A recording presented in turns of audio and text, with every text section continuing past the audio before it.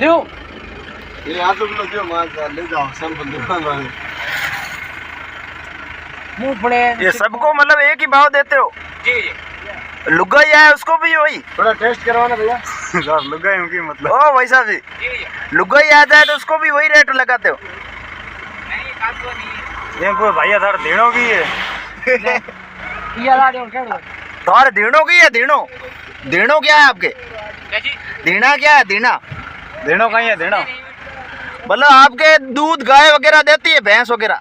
नहीं है तो ये कैसे बनाते हो? बाहर से आया हुआ है यूपी से आया था। यूपी में नहीं देती है? अरे भैया जल्दी करो 100 रुपये को 50 रुपये को आधे किलो हैं आधा किलो 50 आधे किलो 100। ये कंजूस आदमी है, देखो अब आधे किले के 50 कर रहे हैं।